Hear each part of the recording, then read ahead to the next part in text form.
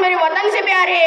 आदरणीय मंचावरील उपस्थित मान्यवर, ग्रामपंचायतील अध्यक्ष, उपाध्यक्ष, सदस्य, शिक्षक वृंद, पालक वर्ग आणि इथे उपस्थित असलेल्या माझ्या सर्व मित्र आणि मैत्रिणींनो, सर्वांना माझा नमस्कार। माझे नाव शुभम कुशल भोयर आहे। मी इयत्ता 9वीचा विद्यार्थी। मी आज तुमच्या समोर माझे विचार मांडण्यासाठी उपस्थित झालेलो आहोत। आजचा दिवस माझ्यासाठी अत्यंत अभिमानाचा आणि आनंदाचा आहे, कारण हा दिवस आपल्या भारताच्या स्वातंत्र्याचा आहे।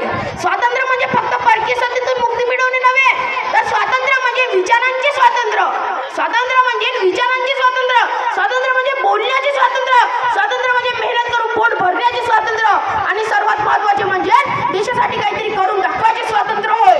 हे स्वातंत्र्य आपल्याला सहज मिळालं नाही, त्यासाठी महात्मा गांधींचे अहिंसात्मक सत्याग्रह, भगतसिंग, राजगुरू, सुखदेव यांचे बलिदान, नेताजी सुभाषचंद्र बोस यांचे पराक्रम व असंख्य सैनिकांच्या बलिदानामुळे आज आपण मोकळ्या श्वासाने जगत आहोत।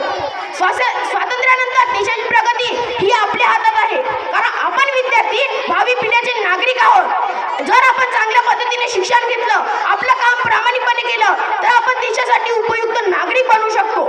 आज तिरंगा फैलाना है अपनी पूरी शान से, आज तिरंगा फैलाना है अपनी पूरी शान से, यह आजादी मिली हमें वीर शहीदों के बलिदान से, वीर शहीदों के बलिदान से। स्वच्छता, शिस्त, वेळेचे पालन, पर्यावरणाचे रक्षण, समाजसेवा हीच आपली खरी देशभक्ती आहे।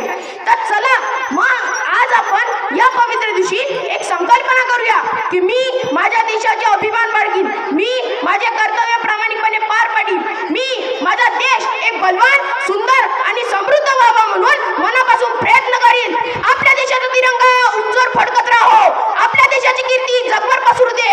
आपण सर्वजण एकत्र येऊन आपल्या देशाला प्रगतीच्या शिखरावर नेऊया, अशी मी संकल्पना करतो।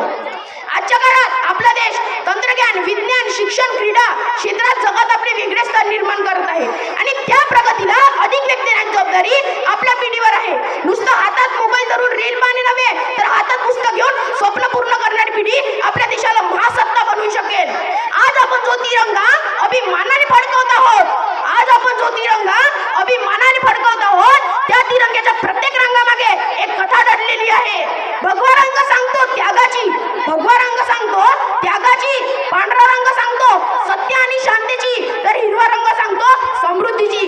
आणि मध्यभागी असलेलं अशोक चक्र आपल्याला नेहमी पुढे सतत जाण्याची प्रेरणा देतात। शेवटी मी जाता जाता इतकेच म्हणतो, देशासाठी जगूया, देशासाठी घडूया, देशासाठी जगूया, देशासाठी घडूया, तिरंग्याच्या मानासाठी सदैव उभे राहूया, तिरंग्याच्या मानासाठी सदैव उभे राहूया।